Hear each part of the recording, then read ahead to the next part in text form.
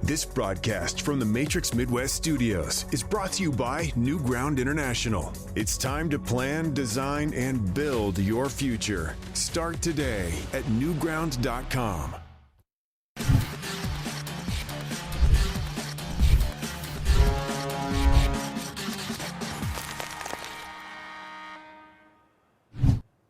Well, welcome into this week's edition of Offside Hockey. I'm Chris Kerber with Amy Mark. Scores each and every Wednesday here on Matrix Midwest. Glad to have you tuning in and joining us. We got a great show for you. Joe Vitale is going to help us break down the first 3 games of the season for the St. Louis Blues. We're going to bounce around the National Hockey League, including talking the Bolduc-Mailloux trade. A hot start for Zach Bolduc as well. We're going to hit the Buffalo Sabres and things around the NHL. How about some different topics like Colton Parayko's slap shot, net front presence, some real critical things starting for the St. Louis Blues in their first 3 games of the season. And then apparently, a tradition, by the way, that the Blues are continuing post-game. So we're going to tell you about that. And then Amy decides she's going to challenge me at trivia, which is a good thing for her to do because I'm awful at it. So we're gonna find that out here in just a little bit. U.S. presidents.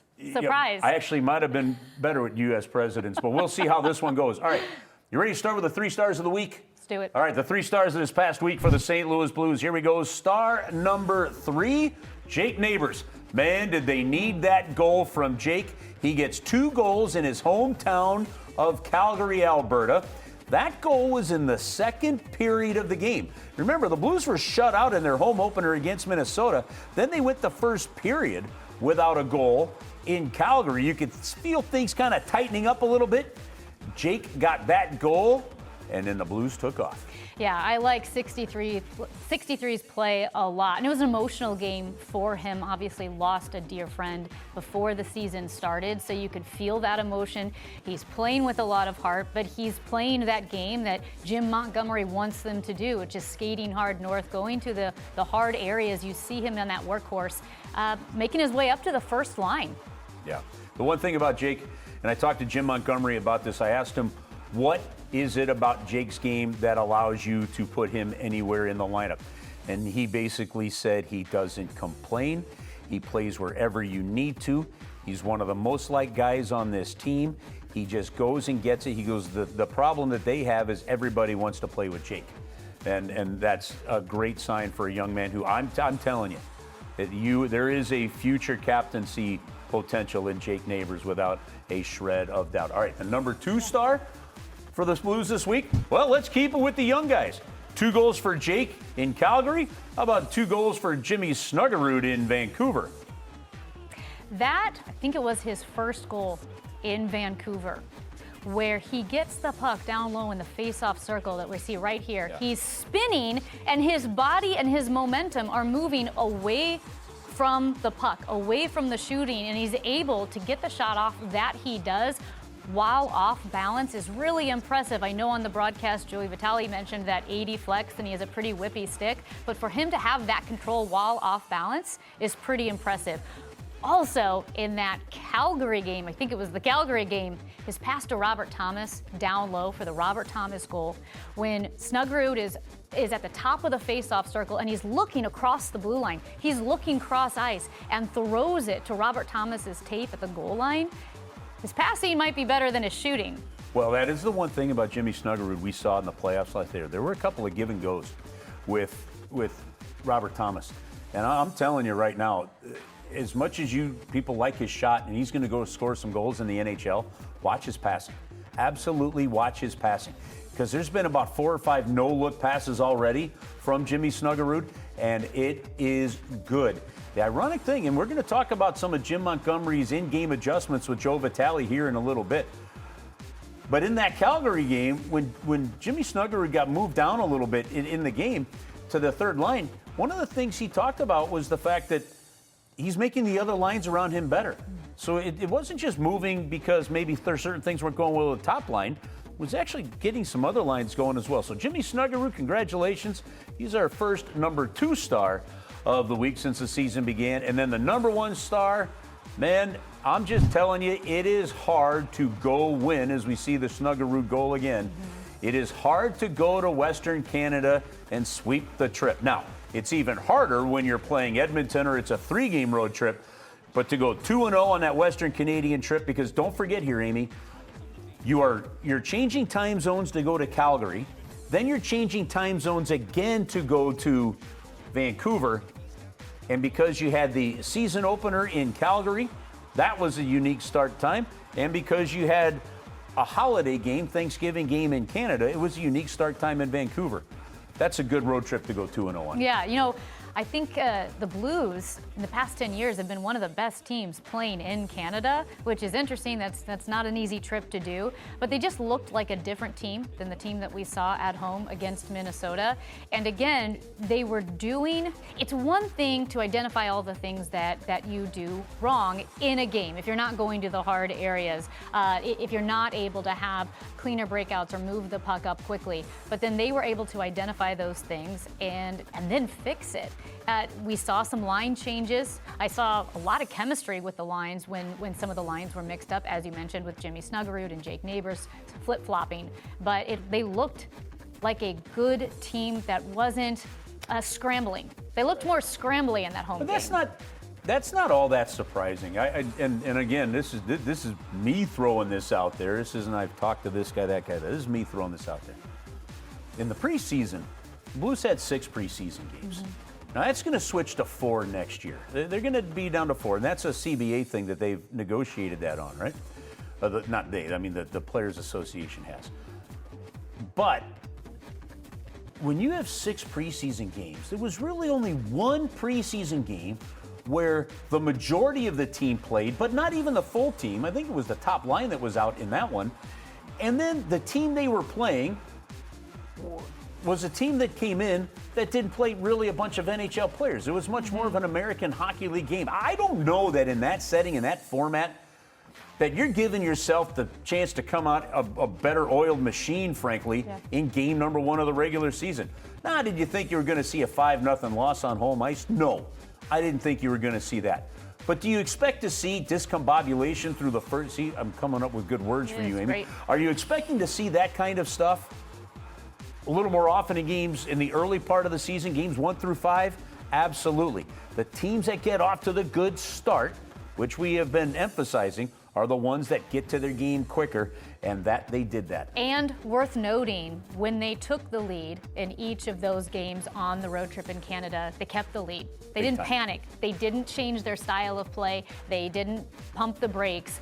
And I know it's early in the season, but that was big for Blues fans to see. Actually, it was really big in Vancouver because they took a 2-0 lead. Canucks made it 2-1, and Blues made it 3-1. Canucks made it 3-2. The Blues made it 4-2, and then eventually the empty net goal.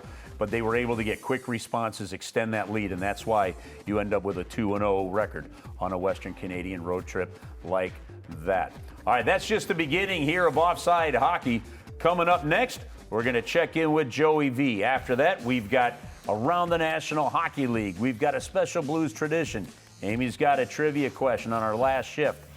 A lot to come your way here on Offside Hockey. Thanks for making us part of your dinner hour on a Wednesday night. Stay tuned. Buckle up. A full game's worth of content for you coming up.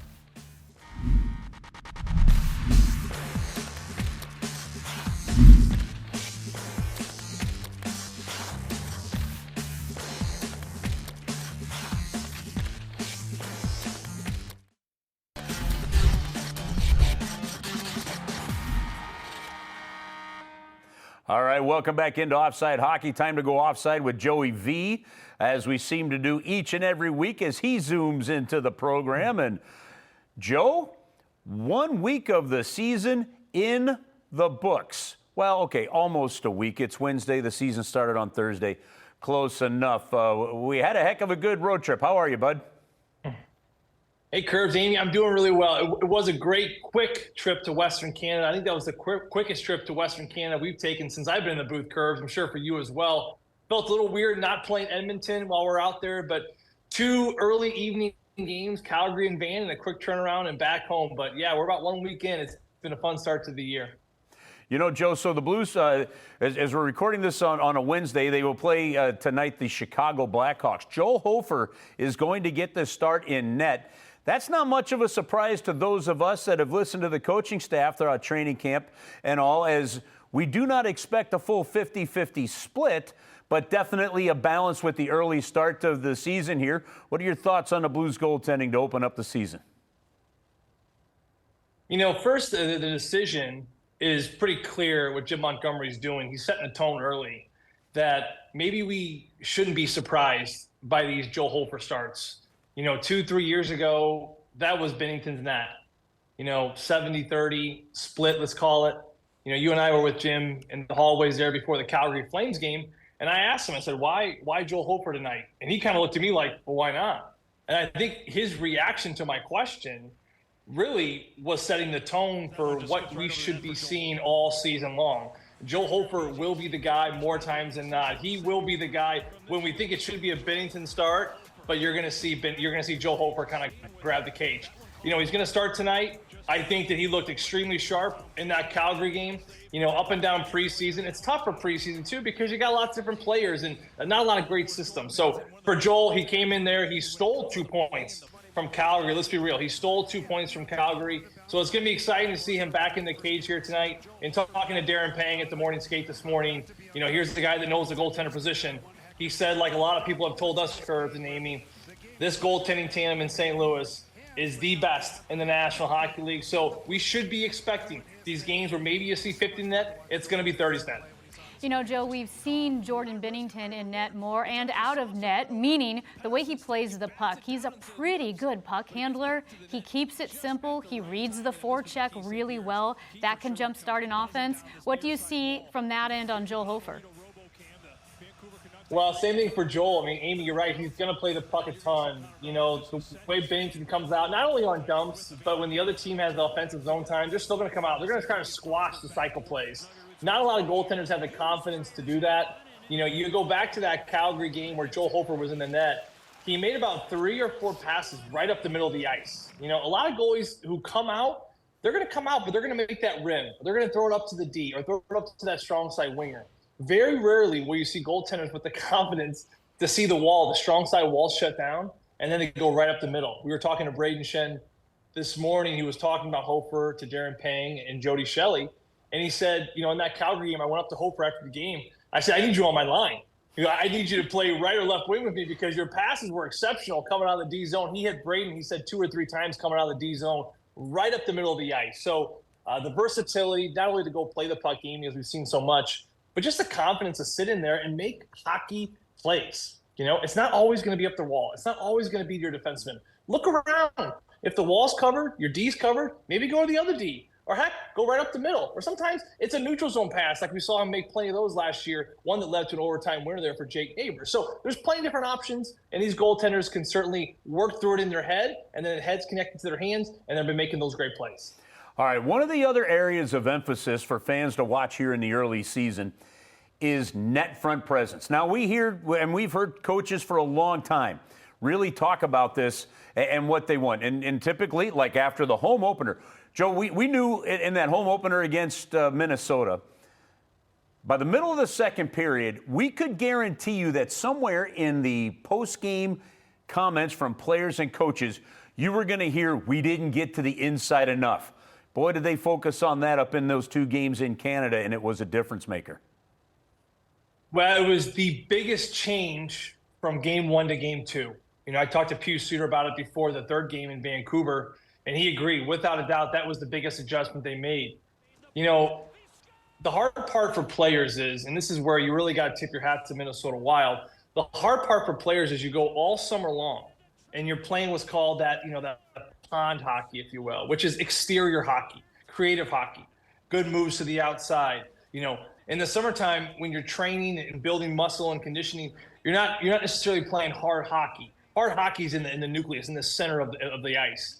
So you spend all summer for 3, 4, 5, 6 months playing exterior hockey, working on your skills, and the preseason's kind of similar. Then all of a sudden you get hacked right away with that first regular season game, and it's the team, like the Blues in that situation, they looked like they hadn't shaken off summer hockey just yet. They were still kind of to the outside. And Minnesota, again, tip your hat. Under John Hines, they got to the middle. They knew where they needed to do to be successful. The good news for St. Louis is that You see the adjustments from game 1 to game 2. Game 2 to game 3 got even a little bit better. That was their most complete game in Vancouver, but it really started in Calgary, Kerbs, and it really started from pucks and bodies just funneling to the front of the net. We saw on the Jake Neighbors and Pew Suter goal, it's not always going to be a rebound. Sometimes it's a tip. Heck, look at that Matthew Joseph chance he set up for, of course, the very first goal of the game when Jake Neighbors ends up, or it wasn't Jake Neighbors, excuse me, it was the Pew Suter tip. Look at the way Matthew Joseph comes in and just crashes that net. Right. His whole body, he took a huge hit in that game. Remember, that was a huge hit on that play. He's on his rear end. We were laughing about it this morning. But you bring the puck there, you draw somebody, you get hit, you fall down. All of a sudden, Dustin Wolf's like, what's going on? I got a guy down over here, a big hit over there, and it's a chaotic state. Pucks, bodies, funnel there. It made a difference in Calgary. It was unstoppable in Vancouver. And now, as they transition back to home ice here tonight against the Chicago Blackhawks, they got to bring that same brand of hockey on this home sheet in front of these great fans. You bring up those workhorses. We talk about Jake Neighbors, who got bumped to that first line. What do you make of those in-game adjustments that we saw? Coach Jim Montgomery really got something working going. Yeah, he did. To me, he's one of the best in the game as far as in the middle of play, in the middle of the second period. He recognizes rhythm. He recognizes flow. He understands the state of these players. He knows his players so well where when he sees something that, this guy's off his game a little bit, I'm going to make an adjustment. But it's not only the adjustment, Amy. It's the adjustment, but then it's also what? It's the conversation, right? The old school days, you get sad. You end up playing the next game up in the rafters, right? You're a healthy scratch. Or maybe you go from the first line to the third line. Old school coaches would just do that to you. And they wouldn't explain why. You would just all of a sudden be like, oh, I guess, okay, is anyone going to say anything to me? Nope, just keep walking past each other in the hallway. No conversation happening. Jim Montgomery takes Jimmy Snuggerud. He brings him on that third line, replaces him with Jake Neighbors. Okay, but to me, it was the conversation that followed that up, right? When Jimmy Snuggerud got moved down to that third line in Calgary, Kerbs called it on the broadcast. He kind of saw, Jim kind of put his arm around Jimmy, and Jim and Snug, you're having a conversation. And all of a sudden, Kerbs asked him about it a couple of days later, and he said, I just told him, hey, I'm moving you down. Let's slow things down a little bit. You're thinking too much. We need you to go out there and shoot the puck. We need you to read. We need you to react. We need you to be a hockey player, right? And he was doing too much thinking. So again, it's the adjustment. It's the conversation about why I did it, and let's go see you go to work. And then you fast forward 2 days later, Jimmy Snuggerud, according to the captain, I agree, he was the best player on the ice. Because he's not thinking, he's just reading, he's just reacting. And not to mention, it is helpful for Jimmy Snuggerud now to find some third-line matchups compared to some first-line matchups. Yeah, you're with Robert Thomas and Pavlovich Neighbors, incredible players, but you're also getting the other team's best, which is be hard for a young player as well. So great adjustments, and they proved to be very successful over the last 2 games. Hey, Joe, so very soon here on Offside Hockey, we're going to get some X's and O's with you. You looking forward to diagramming some plays? I'm excited to play around with the board. I play it at home. We play school. You guys ever play school with kids? You ever play school spelling bee? Like being homeschooled, Joe? Yeah, you were homeschooled. You know Play about school. this. She lived school. I lived school. You probably had lots of whiteboards. Maybe was it chalkboards? Was it probably chalkboards back in the day? I would imagine, Amy. Not to say you're old or anything. You're not old. Yeah. Well, the prairie. You know how it was. Yeah. Yeah. Then she had to go to the well to get the water. Yeah, while feeding the chickens. Oh yeah, no, I'm excited. I'm excited to play with boards and numbers and diagrams and trapezoids and all kinds of fun shapes. I'm excited about it. All right, bud. Have a great week. We'll see you at the rink. Sounds good. See you tonight, Kerbs. See you, Amy. Joey V, part of Offside Hockey each and every week. And again, he is going to be coming in, and at some point that segment is going to transition into Joe really diagramming some plays for you and really teaching the game of hockey. All right, we'll take a break, come back in a moment. We've got more Blues topics coming up, so stick around, a lot to get to.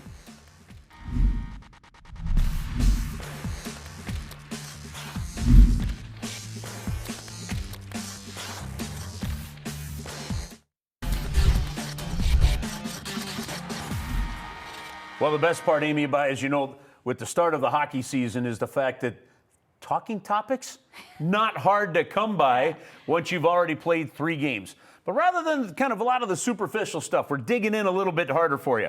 And so here we are as we start to go around the St. Louis Blues and a bunch of different things that we've seen in games 1, 2, and 3. Number 1, time on ice for the St. Louis Blues defenseman. You go back to last season when the Blues acquired Cam Fowler. One of the reasons they acquired Cam Fowler, they had the injury to Broberg. The minutes that were being logged by Falk and Parayko, Doug Armstrong didn't think were sustainable over the long haul. So he goes and he makes a trade for Cam Fowler. You've got 2 young defensemen, 3 really, but you go Mayu and Tucker. The other young defenseman is Broberg. The big 3, they're all averaging over 21 minutes here in the first 3 games. At some point, they're going to like the younger guys to kind of move their minutes up, but it shows you some of the flexibility they have with the time on ice. Yeah, and you do bring that up, the heavy minutes for your veteran defenseman. So when you're looking at a player like Mayu, how much pressure does that place on him? And is there a point in the season when that urgency becomes very serious? So the first couple games you saw Mayu with Tucker. Yeah. Now they tried that pairing in the preseason as well. It was okay. It wasn't great. When they went into the Vancouver game, they split them up. They put Broberg with Mayu. They put Tucker up with Falk. So in that second game against Calgary, Mayu's minutes were down to under 9. They put him with Falk, and they were back up in that 12, 13, 14-minute range. And what it also allowed you to do was it also allowed you to use Broberg in a couple of different situations as well. It actually balanced the minutes out a little bit. But you still have, and especially because of the power play time with Justin Falk, who's the number 1 power play guy. Yeah. So he's been around 22, 24, 25 minutes. We've seen Broberg and Parayko each log the 22, 23-minute games, right? And we've seen Fowler up there as much as. So the big 3 in terms of Fowler, Parayko, and Falk each have been over 21 minutes in all 3 games. I do think ideally they're going to like to balance that one out a little bit. All right, we already talked to Joey V about the goaltending, but how about the goaltending plan, right? There's Joe Hofer, and we know Joe Hofer's getting the start at home against the Chicago Blackhawks. You anticipate, barring anything happening, that it'll be Jordan Binnington on Saturday night as the Blues have this 4-game homestand against the Dallas Stars.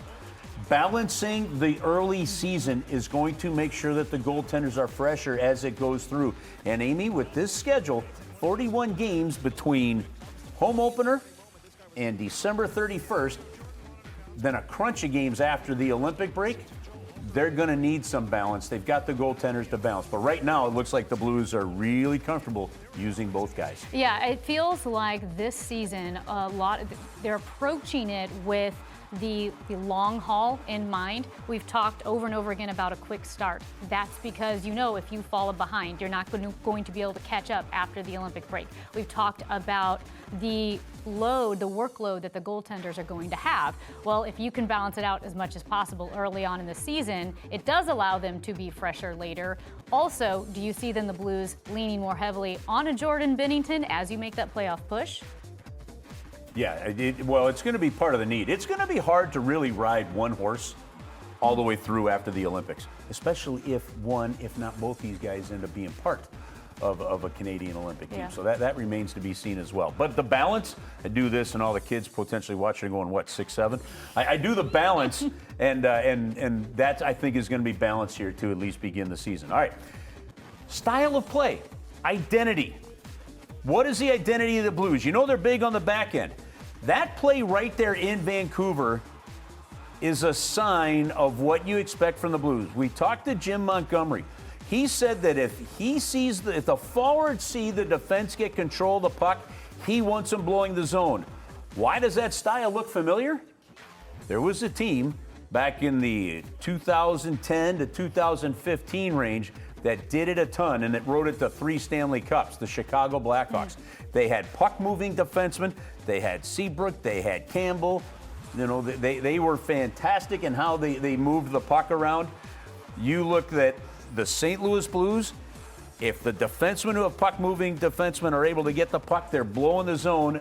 That play led directly to that goal from Braden Shen. By the way, an amazing finish there by Jordan Kyrou. Just held the puck, waited to find Braden Shen. Yeah. It was a high-end play, but that ability to immediately go is going to put pressure on. The Blackhawks are very hard to defend when they did it well, and the Blues are starting to play that way a little bit. That quick transition, that counterattack, they were aces on it. You bring up the Jordan Kyrou play. I like the way that you described it in the moment, as he didn't get yippy when he ran out of real estate and he waited, he pulled up, he made that pass to Braden Shen. I also was thinking of Snuggerud's second goal in Vancouver, that power play goal. Right.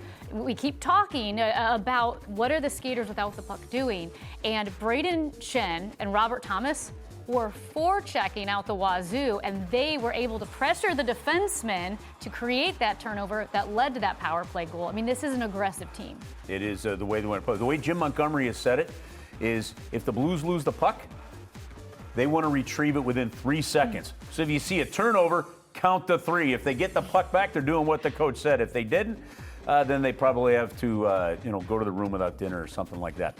All right, I'm excited about one thing that I've seen so far in 3 games. One thing. Okay. One-timers and slap shots from that guy, Colton Parayko. 5 shots on goal in the game against Vancouver. That slap shot you saw there was tipped in by Jake Neighbors, right? That was a huge goal, proved to be the game-winning goal in the game against the Calgary Flames. He's got a heavy shot. All the league knows he can bomb it. Somebody's going to do a flamingo. But we have seen more one-timers from Colton Parayko to start this season than we have in a while. It's a weapon. If his teammates can put it into the wheelhouse where it's there, that is going to be awesome. He's got as hard a slap shot from the back end as we've seen since Al McInnes was patrolling the blue line for the St. Louis Blues, and it is awesome to see him using it. Have you ever driven to Colorado? No. Driven? Okay. Well, you drive through Kansas. And when you drive through Kansas, you will go through a town called Colby, full of wind turbines. That's what Colton Parayko looks like when he takes that slap shot. It's the $1 million windup. It is such a big slap shot. Yeah, he doesn't cheat it, does he? He doesn't cheat it at all. It's like you could power a small village with that slap shot.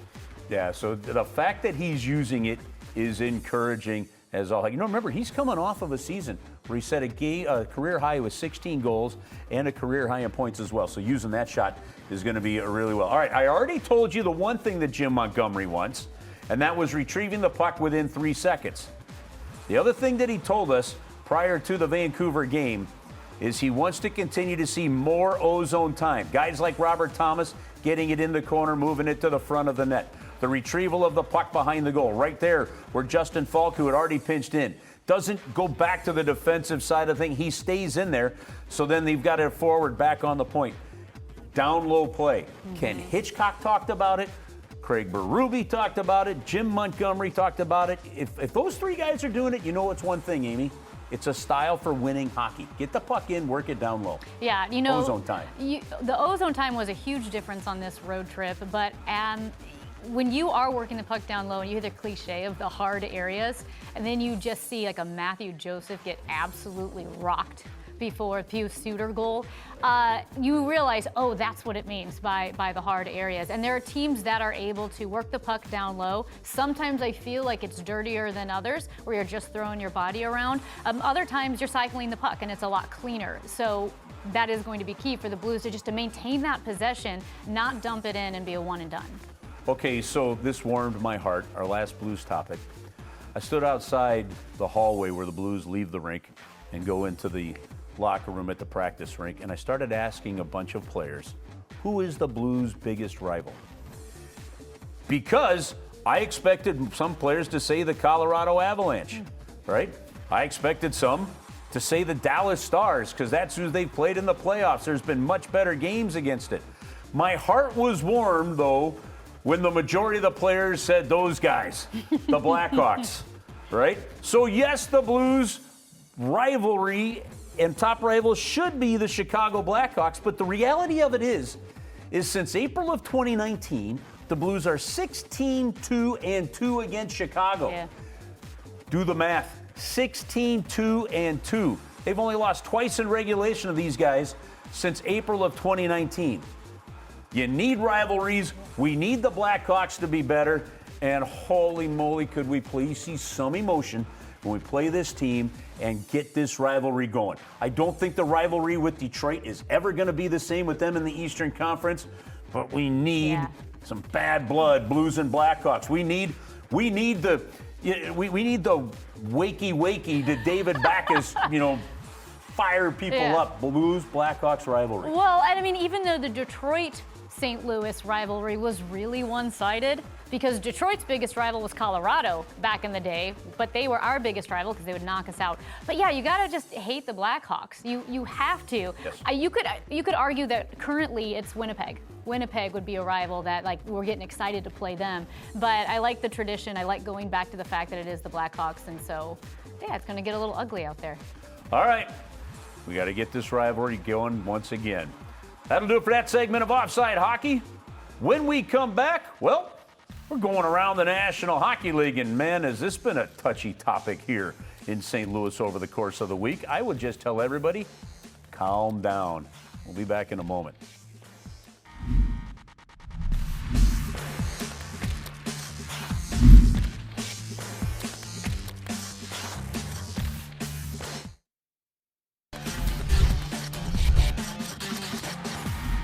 Welcome back to Offside Hockey with Kerbs and Amy. Well, Kerbs, it wouldn't be an NHL season without a little bit of controversy, a little bit of debate among the fans, and we've got that already. Even if it's manufactured. Even if it's manufactured.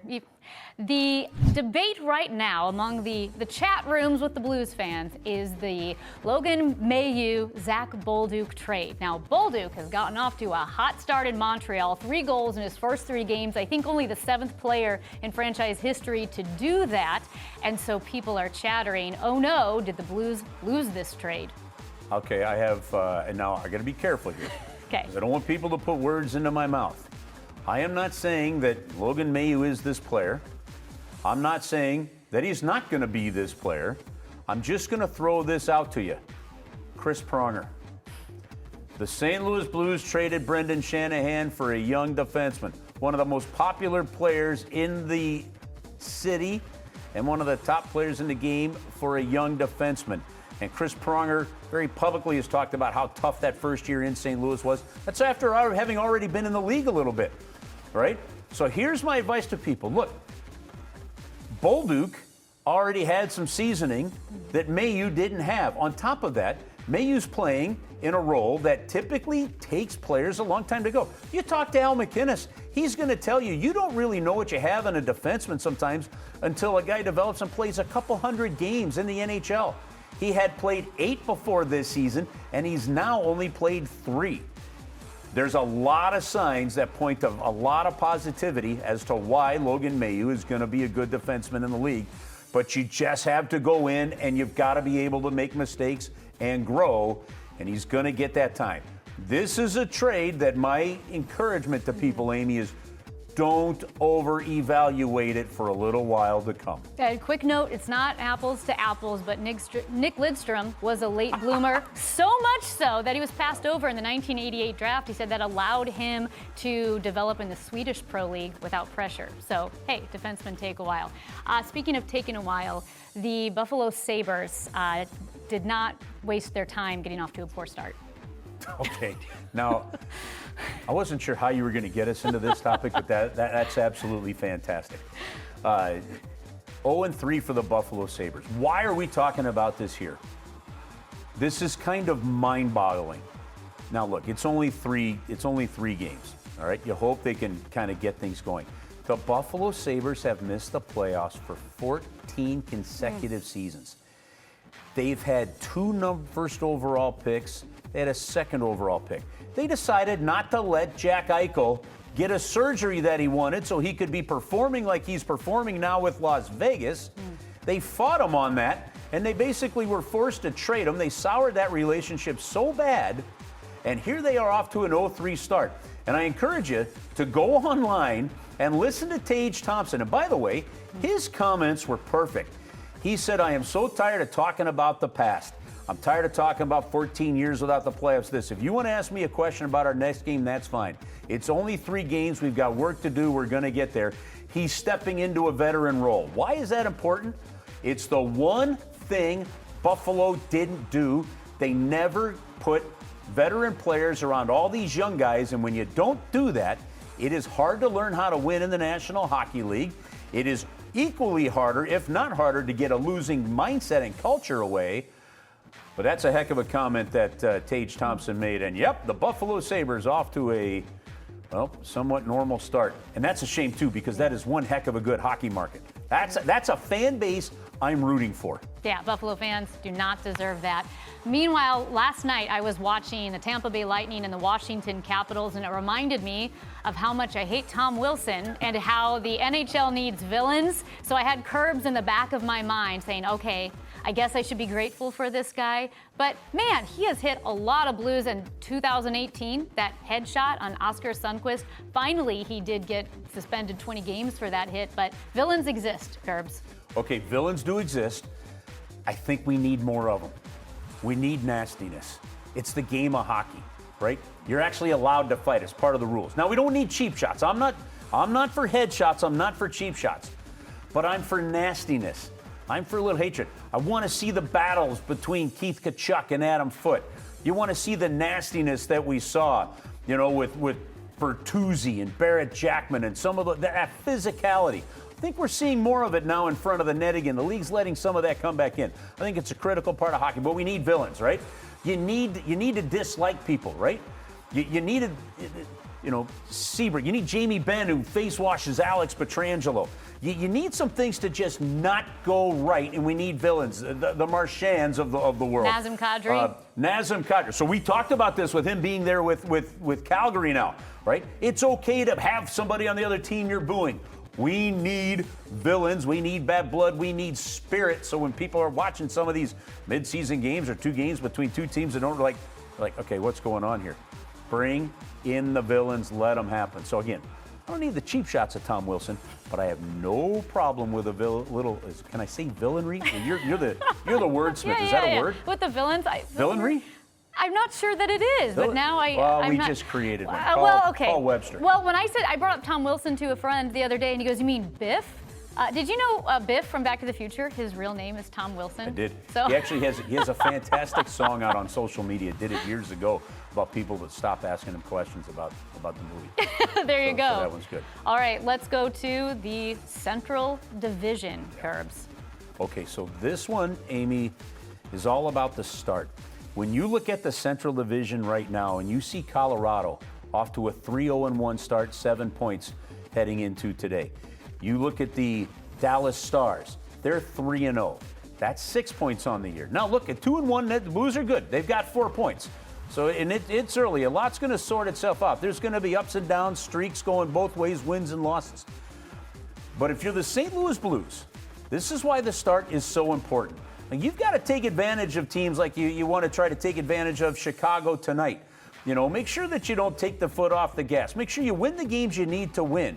Because the reality of it is in the Central Division, if in this first quarter poll, if in the first half of the season, you can keep pace with those teams, you're going to set yourself up.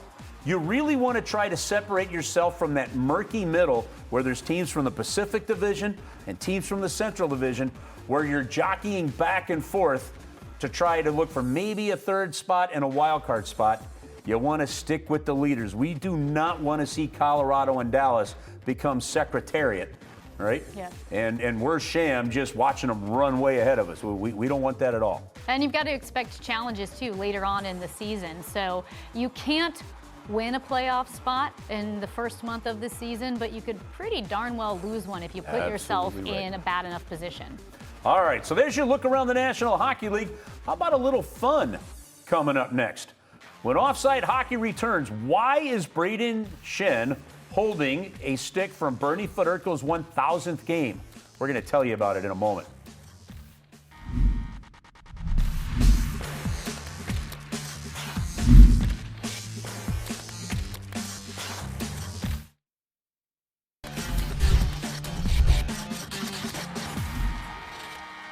All right, welcome back into Offside Hockey. At the end of each game, it's become quite a thing in the National Hockey League. I actually think you've seen this now bleed over into other sports. We'll tell you why in just a moment.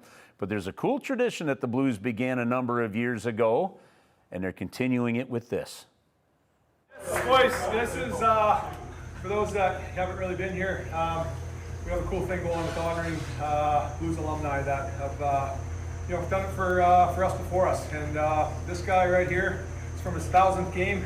This guy is all class, respect, integrity, and really what it means to be a Blue. So this is Bernie Federko's stick, and we're going to use it for the year. Hope, great job tonight. There's lots of guys with great games, but this guy's been playing heavy for us lately, boys. Scored 2 for his buddy. We love Jakey, boy. Jakey, this one's great.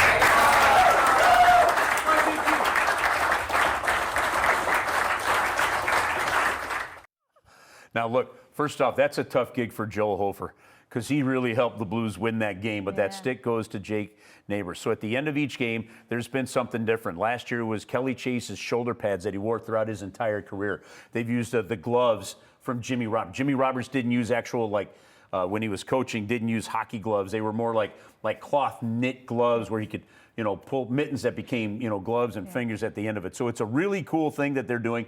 It's a stick from Bernie Federko's 1,000th game, which ironically, that stick wasn't used when Bernie Federko was with the St. Louis Blues. It was used when he finished his career with the Detroit Red Wings. But nonetheless, it's a really cool tradition. It is.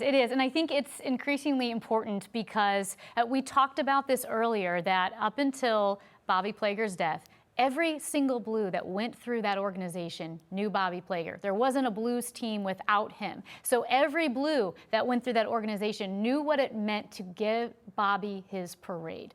And Bobby got his parade. So now how do we continue that? Because knowing what the note means is so important to a locker room and to a team culture. And no better alumni right now than Bernie Federko. Yeah, an absolute true Blue, Hall of Famer as well. And that is a cool thing to see that stick is going to be passed around throughout the year. All right, we take our last shift in a moment. Come on back with us on Offside Hockey.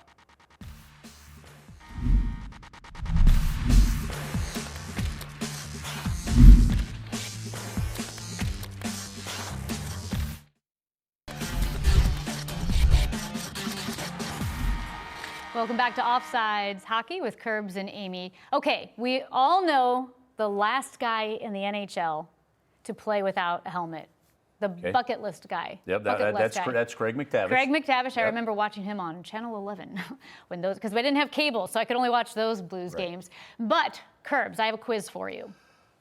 Really? Can you? You can put me on the spot. I'm going to put you on the spot. I look like Dave Strauss. This is what good friends do. Okay. Can you name the last 4 remaining players currently in the NHL who are playing without a visor or a half shield? Okay, so I think the visor rule came in officially after one of the lockouts, right? And some guys were that if you had played a game in the NHL without it, if you had played a game in the National Hockey League without a visor, then you were grandfathered in. But if you hadn't played a game yet, then when you came into the league, because visors were mandatory in the minor leagues, you had to wear it coming in. So there can't be a whole lot of players left in this. So Ryan O'Reilly I know of because he played here. Ryan Reeves I know of because he played here. Yes. Okay, we got to think young guys or old guys actually. Well, we just saw one actually with Zach Bogosian. All right, who's the 4th? Jamie Benn. Oh, Jamie Benn. Oh, yeah, I could have looked at the screen right there. I'm looking at you. Jamie Benn. As soon as it popped up on the screen. Yeah, you know, the cool thing about Jamie Benn was a 5th-round draft pick. No kidding. A 5th-round draft pick, and the Stars have gotten that kind of player out of Jamie Benn. Pretty impressive. Yeah, so it's kind of amazing to think about certain things that it's only recently, in let's say the last 15 years, that you're talking about mandatory visors and what it's meant. And that has been big because the number of times that you've seen a puck hit somebody's visor or a stick hit somebody's visor, and that would have been a guaranteed cut. Now, sometimes the visors get hit and they bounce down and you'll see a guy get their nose split open, but that's just a safety thing that has been really important. I think Jacques Plante, his one ear was like 4 inches higher than his other ear because he had been stitched up so many times. Okay, well, playing goalie without a mask is another level of wow. That's insane. That's the way insane. That was. Well, listen, that wraps up this edition of Offside Hockey. Thanks for tuning in. We come to you every single Wednesday in the evening here on Matrix Midwest. Enjoy Blues hockey over the course of the week. For Amy, I'm Chris. Have a great week, and we will see you at the rink.